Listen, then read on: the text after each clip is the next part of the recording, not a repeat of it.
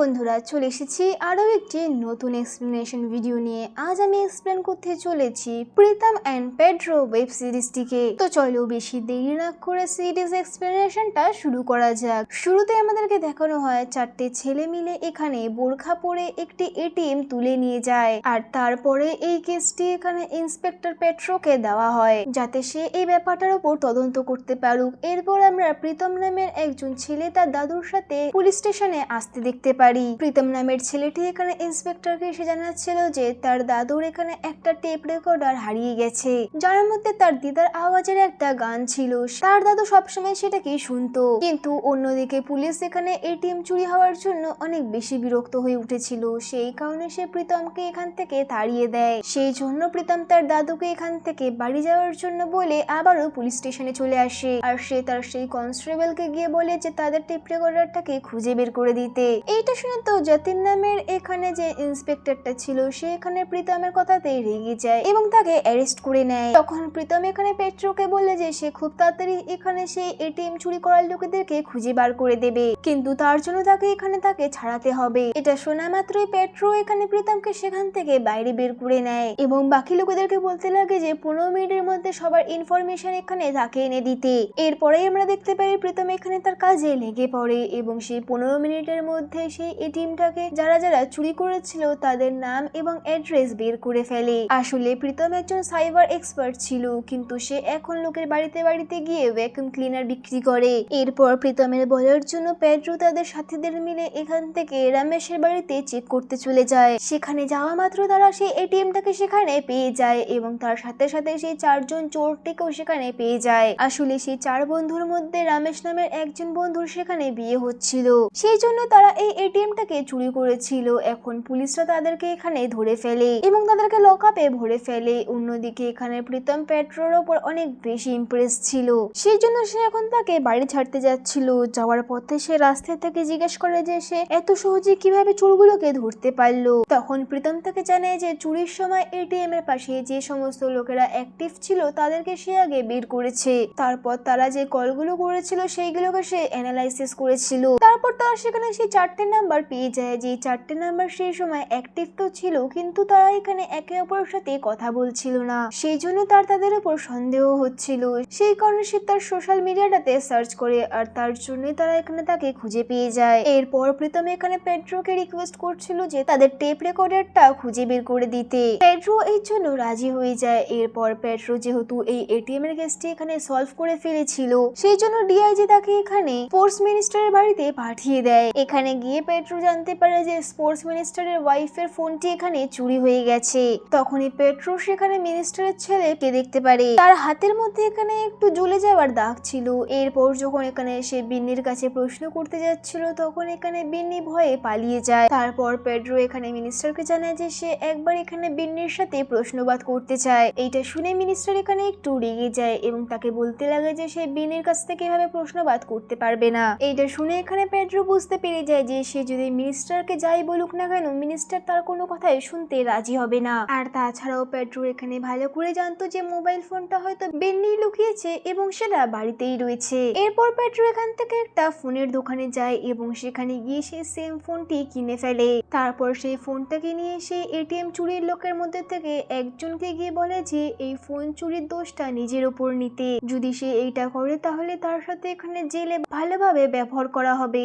এরপর রমেশ সেখানে এটার জন্য রাজি হয়ে যায়, আর পেড্রো এখানে রমেশকে নিয়ে মিনিস্টারের কাছে চলে আসে এবং তাদের কাছে এসে জানায় যে এই তাদের ফোনটিকে চুরি করেছিল। কিন্তু মিনিস্টার এখানে পেড্রোকে তার ওয়াইফের ফোনটিকে দেখায় এবং তাকে বলে যে ফোনটি পাওয়া গেছে আর সেটা বাড়িতেই ছিল।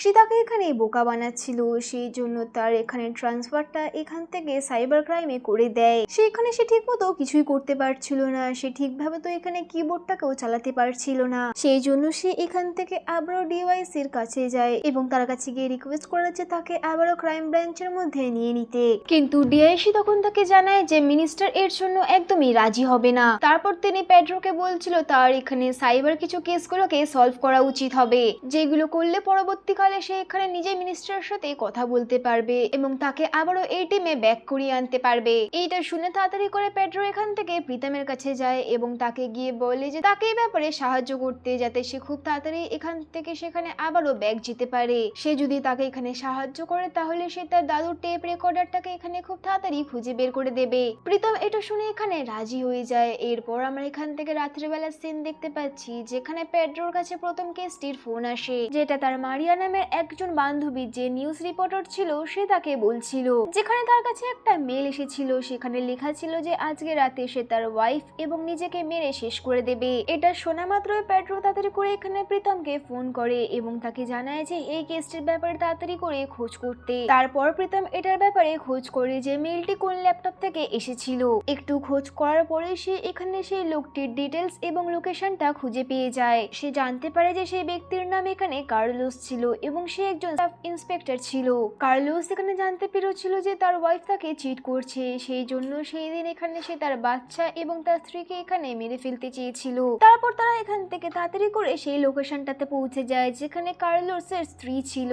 কার্লোসও পৌঁছে গেছিল। তারপর যখন কার্লোস এখানে যখন তার স্ত্রী এবং তার বয়ফ্রেন্ডকে শুট করতে যাচ্ছিল তখন এখানে পেড্রো এবং প্রীতম চলে আসে। পেড্রো এখানে কার্লোসকে বলছিল যে তার এখানে তার বাচ্চার কথা একটু ভাবা উচিত হবে। সে আরো বললে যে তার মা বাবাই যদি এখানে না থাকে তাহলে বাচ্চাটি কিভাবে বড় হবে। এটা শুনে কার্লোর এখানে একটু খারাপ লাগে এবং সে ব্যাপারটি এখানে একটু বোঝার চেষ্টা করে। ব্যাপারটি বুঝতে পেরে এখানে কার্লোস ঠিক করে যে সে তার স্ত্রীর সাথে আর কখনোই থাকবে না। তার স্ত্রীকে এখানে সেই ছেলেটির সাথেই থাকতে বলে আর তার ছেলে আজকের পর থেকে তার সাথেই থাকবে। এইটা বলে কার্লোস সেখান থেকে চলে যায়। এদিকে প্রীতম এখানে পেড্রোর এই কাজটি দেখে অনেক বেশি ইমপ্রেস হয়ে গেছে, কারণ পেড্রো এখানে একজনকে মারার থেকে আটকে ফেলেছে। এরপর এই কাজটি শেষ করে লেট নাইটে এখানে পেড্রো বাড়িতে পৌঁছায়, যেখানে গিয়ে আমরা দেখতে পারি তার ওয়াইফ স্টেসি এখানে তার উপর অনেক বেশি রাগ করছিল। সেখানেই আমরা জানতে পারি আজকে তাদের ছেলে লিওর জন্মদিন ছিল, কিন্তু সে এই দুনিয়াতে আর বেঁচে নেই। এই ব্যাপারটা নিয়ে তাদের এখানে একটু ঝগড়া হয়ে যায়, যার কারণে এখানে স্টেসি বাধ্য হয়ে ঘর থেকে ছেড়ে বেরিয়ে যায়। আর পেড্রো এখানে তার ইগোর জন্য তাকে আটকালো না, যার কারণে এখানে স্ট্রেসে স্যাড হয়ে তার বাড়িতে চলে যায়।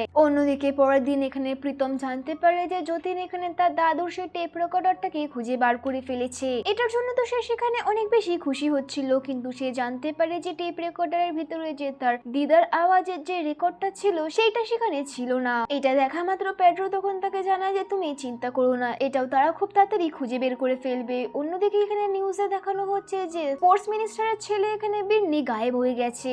এটা দেখা মাত্রই পেড্রো এখানে ডিসাইড করে যে সে যদি মিনিস্টারের ছেলেকে এখানে খুঁজে বের করে দেয় তাহলে তার ট্রান্সফারটা এখানে খুব তাড়াতাড়ি ক্রাইম ব্রাঞ্চে হয়ে যাবে। সেই জন্য সে তাড়াতাড়ি করে এখান থেকে মিনিস্টারের বাড়িতে পৌঁছে যায়, যেখানে কিডন্যাপার জোসেফ এখানে আগে থেকে তার কাছে 5 লক্ষ টাকা চেয়ে বসেছে। মিনিস্টার তো প্রথমে এখানে পেড্রোকে দেখে অনেক বেশি রাগ করছিল, কিন্তু পেড্রো তখন তাকে জানায় যে তার কাছে একজন সাইবার জিনিয়াসের একজন ছেলে রয়েছে যার সাহায্যে তারা তাড়াতাড়ি করে তার ছেলেকে খুঁজে বার করতে পারবে। এর জন্য মিনিস্টার তাকে কেসটি দিয়ে দেয়। এরপর যখন জোসেফ আবারও মিনিস্টারকে ফোন করে তখন এখানে প্রীতম তার ফোনের দ্বারাই লোকেশনটাকে ট্র্যাক করে নেয়। তারা সেখানে জানতে পারে যে এই লোকেশনটা একটা গ্রামের ছিল, যে গ্রামে মাত্র একটাই ঘর ছিল আর জোসেফ সেখানেই থাকতো। এরপর পেড্রো এখানে যতীন এবং বাকি টিমদেরকে সেই ঘরটির উপর নজর রাখার জন্য বলে দেয়। অন্যদিকে আমরা এখানে প্রীতমকে দেখতে পাচ্ছি যে এখানে পেড্রোকে বলছিল যে তার এখানে কোথাও না কোথাও মনে হচ্ছে যে বিন্নির এখানে কিডন্যাপিং এর জন্য তার মায়ের এখানে কোথাও না কোথাও হাত রয়েছে, কারণ লাস্ট 9 দিন ধরে শ্রদ্ধা এখানে তার সোশ্যাল মিডিয়াতে একটাও পোস্ট আপলোড করেনি, যেখানে সে আগে প্রত্যেকটা মুহূর্তেরই এখানে পোস্টগুলো করতো। এরপর এখানে সমস্তটা সত্যি জানার জন্য প্রীতম শ্রদ্ধার অ্যালেক্সাটাকে হ্যাক করে নেয়। প্রীতম এখানে জানতে পারে যে শ্রদ্ধা 9 দিন আগে এখানে একটা রিসোর্টে গেছিল। এটা দেখা মাত্রই প্রীতম এবং পেড্রো এখান থেকে সেই রিসোর্টে যায় এবং সেখানে সিসিটিভি গুলো চেক করে। সেখানে গিয়ে তারা জানতে পারে যে শ্রদ্ধা এখানে আননোন একটা লোকের সাথে এসেছিল। এটা দেখে তাদের মনে হয়েছিল যে শ্রদ্ধার হয়তো এই লোকটার সাথে অ্যাফেয়ার চলছে। অন্যদিকে জোসেফ যখন এখানে মার্কেটে গেছিল তখন পেড্রো তার বাড়িতে এসেছিল। সেখানে পৌঁছে তো তারা এখানে বিন্নিকে কোথাও দেখতে পায়নি, কিন্তু সেখানে তারা জোসেফ এবং শ্রদ্ধার অনেকগুলো ছবি দেখতে পেয়ে গেছিল, যেটা দেখে তারা বুঝতেই পেরে গেছিল যে শ্রদ্ধার সাথে এখানে তার অ্যাফেয়ার রয়েছে। এর জন্য এখানে পেড্রো তাড়াতাড়ি করে সরাসরি এখানে শ্রদ্ধার সাথে কথা বলে। শ্রদ্ধা তাকে জানিয়েছিল যে এটা তার বিয়ের আগের এক্স ছিল, কিন্তু এত বছর পর সে এখানে শ্রদ্ধাকে কিছু ফটো পাঠিয়েছিল এবং সেই ফটো দিয়ে তাকে ব্ল্যাকমেল করতে চালু করে দিয়েছিল। সেই জন্য বাধ্য হয়ে সে জোসেফের সাথে সে রিসোর্টে দেখা করতে গেছিল, যেখানে জোসেফ তার কাছ থেকে 5 কোটি টাকা চেয়েছিল, কিন্তু সে জানিয়েছিল যে মিনিস্টার তাকে এত বেশি পয়সা দেয় না। তখন জোসেফ তাকে জানিয়েছিল যে সে যদি তার ছেলেটিকে এখানে কিডন্যাপ করে ফেলে তাহলে হয়তো তার বাবা এখানে তার তার ছেলেকে বাঁচানোর জন্য 5 কোটি টাকা দিয়ে দেবে। কিন্তু শ্রদ্ধা তো এটা শুনে অনেক বেশি রেগে গেছিল এবং রাগ করে সেখান থেকে চলে এসেছিল। এরপর এখান থেকে আমরা অন্যদিকে সাইবার এক্সপার্ট মার্টিনকে দেখতে পারি। সে এখানে লোকেদের ইমেলগুলোকে হ্যাক করে সেগুলো অন্য কারোর কাছে বিক্রি করে পয়সা কামাতো। আর এখানে জোসেফের বলাতে বিন্নিকে কিডন্যাপ করেছিল, অর্থাৎ আসলে জোসেফ এখানে না, মার্টিন বিন্নিকে কিডন্যাপ করেছিল। মার্টিন এখানে জোসেফকে বলেছিল যে তার বাড়ির আশেপাশে এখানে অনেক পুলিশ অফিসাররা রয়েছে।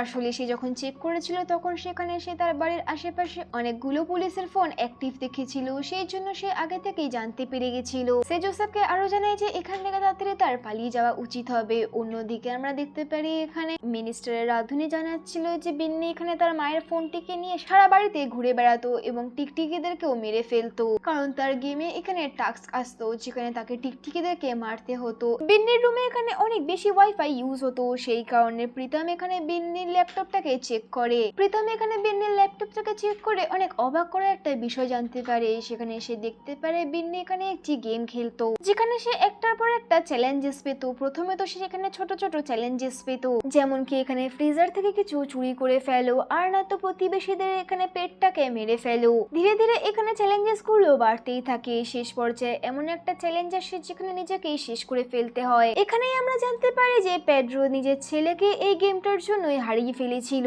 কারণ লিও এই গেমটার ভেতরে অনেক বেশি আসক্ত হয়ে গেছিল, আর এর জন্যই শেষ পর্যন্ত সে নিজেকেই শেষ করে ফেলেছিল। তারপর তারা লিওর বডিটাকে এখানে পুকুরের মধ্যে পেয়েছিল। এরপর প্রীতম এখানে জানতে পারে মার্টিন এখানে তাদের বাড়ির সমস্ত ওয়াইফাইটাকে হ্যাক করে ফেলেছে, সেই জন্য সেই মিনিস্টারের এখানে বাড়ির কোনা কোনার পর্যন্ত খবরগুলো পেত। তারপর যখন এখানে মার্টিন বিন্নির ল্যাপটপটিকে ওপেন করেছিল তখন তার করা সমস্ত টাস্কগুলো এখানে সে জানতে পেরে গেছিল যে সে ফ্রিজ থেকে কিভাবে জিনিসপত্রগুলো চুরি করেছিল।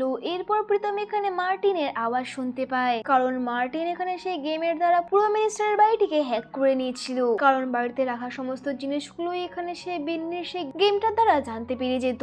এরপর যখন এখানে মার্টিন প্রীতমকে দেখতে পারে তখন সেখানে প্রীতমের আসল নামে ডাকে, যেটা ছিল কবির। এরপর যখন কবির এখানে তার এই নামটি শুনতে পারে তখন সে অনেক বেশি ভয় পেয়ে যায়। আর এখানেই আমরা জানতে পারি যে এখানে প্রীতমের কিছু পাস্ট ছিল যেগুলো হয়তো সে এখনো ভুলতে পারেনি। এরপর মার্টিন এখানে মিনিস্টারের বাড়িতে একটি পেন ড্রাইভ পাঠায় যার মধ্যে একটি ভিডিও ছিল। সেই ভিডিওটা দেখে এখানে প্রীতম অনেক বেশি ভয় পেয়ে যায়। ভিডিওটা এখানে একটি টাওয়ারের ছিল।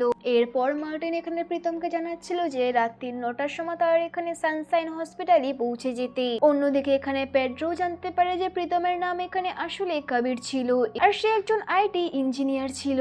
এরপর দিন এখানে পেড্রো প্রীতমকে ফলো করতে করতে সে সানশাইন হসপিটালে পৌঁছে যায়, যেখানে আমরা মার্টিনকে দেখতে পাচ্ছি সে প্রীতমকে একটা ঘরের মধ্যে পাঠিয়ে দেয়। সেই রুমটার মধ্যে একটি মহিলা কোমাতে পড়ে রয়েছে। তাকে দেখা মাত্র প্রীতমের এখানে অনেক বেশি খারাপ লাগে এবং তার পাটি এখানে ধরে কান্না করতে চালু করে দেয় এবং তাকে বলতে লাগে যে তাকে ক্ষমা করে দিতে। এই মহিলাটি এখানে গিয়েছিল এটা আমরা পরবর্তীতে জানতে পারবো। এরপর এখান থেকে আমরা 5টা সিন দেখতে পাচ্ছি যখন প্রীতম ইঞ্জিনিয়ারিং এর জন্য পড়াশোনা করছিল তখন তার নাম এখানে কবির ছিল, আর তার কলেজে একটা প্রফেসর ছিল যার নাম ছিল ফনসেকা। তিনি অনেক বেশি স্ট্রিক্ট ছিলেন, যখন কোনো স্টুডেন্ট আসতে লেট করতো তাকে সবার সামনে এখানে অনেক বেশি ইনসাল্ট করতো। এভাবে একদিন যখন এখানে প্রীতমও আসতে লেট করে দেয় তখন এখানে ফনসেকা সবার সামনে প্রীতমকে অনেক বেশি ইনসাল্ট করে এবং তার এখানে অনেক বেশি মজা নেয়। এর জন্য এখানে প্রীতমের অনেক বেশি খারাপ লাগে এবং সে ঠিক করে যে সে ফনসেকার কাছ থেকে যেভাবেই হোক বদলা নেবে। সেই জন্য সে রাগের মাথায় এখানে ফনসেকার ইমেলটাকে হ্যাক করে নেয়। সেখানে সে জানতে পারে যে তার এখানে ফরেনে একটা গার্লফ্রেন্ড রয়েছে,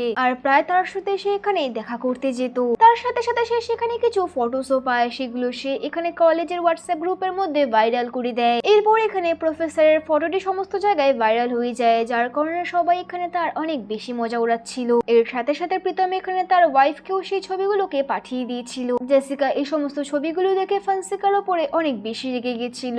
অন্যদিকে এখানে ফনসেকাও এই ব্যাপারটা দেখে অনেক বেশি ঘাবড়ে গেছিল, সেই জন্য সে এক পর্যায়ে একটা টাওয়ারে উঠে সুসাইড করে নেয়। আর জেসিকা যখন পরবর্তীকালে এই সমস্ত কিছু জানতে পারে তখন সে কোমায় চলে যায়, অর্থাৎ সেই সানশাইন হসপিটালে এখানে সেই জেসিকাই ছিল যার কাছে প্রীতম সরি চাইছিল। প্রীতম যখন এই সমস্ত কিছু বুঝতে পেরেছিল এবং জানতে পেরেছিল তখন তার এখানে অনেক বেশি খারাপ লেগেছিল। সেই কারণে সে তার নামটিকে এখানে চেঞ্জ করে কলেজটিকে ছেড়ে অন্য কাজ করতে চালু করে দেয়। এই সমস্ত কথা যখন প্রীতম এখানে পেড্রোকে বলছিল তখন পেড্রো ফন্সেকার সমস্ত ডিটেলস গুলোকে বার করে। সেখানে তারা জানতে পারে যে এখানে তাদের একটা ছেলে ছিল, সে সেই সময় ইউএসএ পড়াশোনা করছিল, যার নাম মার্টিন ছিল। আর যে কিডন্যাপারটা যে ছিল সে আর কেউ না, এই মার্টিনই ছিল। মার্টিন এখানে জোসেফের সাথে মিলে বিন্নিকে কিডন্যাপ করেছিল, কিন্তু এখন সে যখন এখানে প্রীতমকে পেয়ে গেছে তো সে সেই জন্য এখানে প্রীতমের কাছ থেকে তার বাবার মৃত্যুর বদলাটাকে নিতে চাইছে। সেই জন্য সে জোসেফকে তার প্ল্যানের মধ্যে থেকে এখান থেকে সরিয়ে দেয় এবং সে নিজেই সমস্ত প্ল্যানটিকে এখানে সেট করতে চালু করে দেয়। এরপর মার্টিন এখানে পরের দিন মিনিস্টারকে ফোন করে বিন্নির জন্য 5 কোটি টাকা চাইতে লাগে। তখন মিনিস্টার তাকে জানায় যে সে কিভাবে তার কথাটিতে বিশ্বাস করবে। তারপর সে এখানে বিন্নির একটা ছবি পাঠায়, যেখানে ছবিতে ভালো করে বিন্নির তো মুখটা দেখা যাচ্ছিল না, কিন্তু সেখানে একটি আঙুল কাটা ছিল। এটা দেখা মাত্রই মিনিস্টার এখানে চিৎকার করে বলছিল যে আমি সমস্ত টাকা দিয়ে দেব। মার্টিন তাকে জানাচ্ছিল যে তারা এই পয়সাগুলোকে প্রীতমের হাতে দিয়ে পাঠাতে। তারপর প্রীতমও তাড়াতাড়ি করে সেই টাকাগুলো কিনে সেখান থেকে যেতে শুরু করে। তারা এখানে টাকাটিকে তো নিয়ে নিয়েছিল, কিন্তু তার মধ্যে একটি ফোন লুকিয়ে রেখেছিল যেটাতে ট্র্যাকার অন করা ছিল। তারপর প্রীতম এখান থেকে মার্টিনের কাছে পৌঁছে যায়, যেখানে মার্টিন তাকে এখানে অনেক বেশি মারধর করে। তার সাথে সাথে এখানে সে প্রীতমকে আরো বলেছিল যে তার কাছে মাত্র 8 ঘন্টা রয়েছে, 8 ঘন্টার মধ্যে তার এখানে সেই টাওয়ারটিতে গিয়ে সুসাইড করে নেওয়া উচিত হবে, না তো সে এখানে বিন্নিকে ছাড়বে না। আর প্রীতম যদি এমনটা না করে তাহলে সে বিন্নিকে মেরে ফেলবে। এরপর প্রীতম তাড়াতাড়ি করে এখান থেকে পালিয়ে মিনিস্টারের বাড়িতে আসে এবং এসে সেই ট্রাকারটিকে এখানে ট্র্যাক করতে চালু করে। তারপর তারা এখানে সেই লোকেশনটাকে পায়, যেটা একটা বয়েজ হোস্টেলের ছিল। এটা দেখা মাত্র পেড্রো এখানে তাড়াতাড়ি করে তার টিমকে সেই বয়েজ হোস্টেলে পাঠিয়ে দেয় মার্টিনকে ধরার জন্য। সেখানে যাওয়া মাত্র সে জানতে পারে যে মার্টিন তো আগে থেকে এখান থেকে চলে গেছে। তারপর যখন তারা আবারও ট্র্যাক করে তখন তারা দেখতে পাচ্ছে যে মার্টিন এখানে একজন সাদ্দারের গাড়ি চুরি করেছে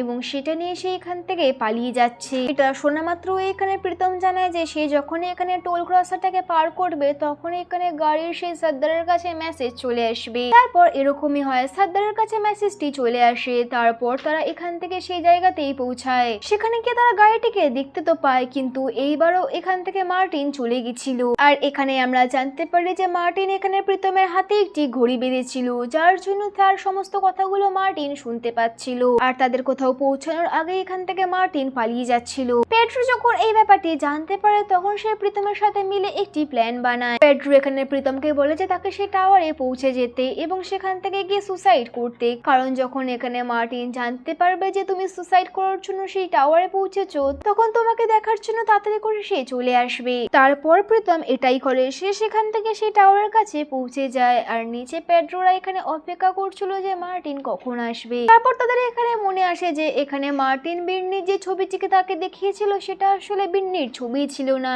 কারণ বিন্নির হাতে এখানে একটি মার্ক ছিল, কিন্তু সেই ছবিটাতে কোনো মার্ক ছিল না। সেইটা দেখে সে বুঝতে পেরে গেছিল যে এটা হয়তো বিন্নির ফেক ছবি ছিল। তার মনে হচ্ছিল যে হয়তো বিন্নি কোনো টাস্ক পেয়েছে, সেই জন্য সে নিজের বাড়িতে কোথাও একটা লুকিয়ে রয়েছে। তারপর সেখানে কনস্টেবলকে ইনফর্ম করে দেয় যে বিন্নিকে এখানে পুরো বাড়িতে ভালো করে খুঁজতে। সে তাকে আরো বলছিল যে জলের ট্যাঙ্কির মধ্যে কেউ তাকে খুঁজতে। এরপর আমরা দেখতে পারি কনস্টেবল তাড়াতাড়ি করে এখানে সেখানে দেখতে যায়। আর এখানেই আমরা জানতে পারি বিন্নি একটা টাস্ক পেয়েছিল, যেখানে তাকে বলা হয়েছিল যে এমন জায়গাতে লুকাতে যেখানে তাকে কেউই খুঁজে পাবে না। আর সেখানে সার্ভাইভ করার জন্য বিন্নি ঘরের থেকে অনেক কিছু চুরি করেছিল, অর্থাৎ তার খাবার দাবারের জিনিসপত্র এবং বাকি সমস্ত কিছু। আর এভাবে তারা এখানে বিন্নিকে সেই জলের ট্যাঙ্কের মধ্যে পেয়ে গেছিল। অন্যদিকে আমরা মার্টিনকে দেখতে পারি, সে এখানে প্রীতমকে মারার জন্য সেই টাওয়ারের উপরে পৌঁছে গেছিল। তাদের দুজনের মধ্যে এখানে ফাইট হচ্ছিল আর পেড্রো তাদের মাঝখানে সেখানে চলে আসে এবং মার্টিনকে এখানে ধরে ফেলে। প্রীতম এখানে পেড্রোকে বলছিল যে তাকে এখানে মার্টিনকে ছেড়ে দেওয়া উচিত হবে, কারণ মার্টিন এখানে বিন্নিকে কিডন্যাপ করেনি, কারণ বিন্নি তো তার বাড়িতে লুকিয়েছিল।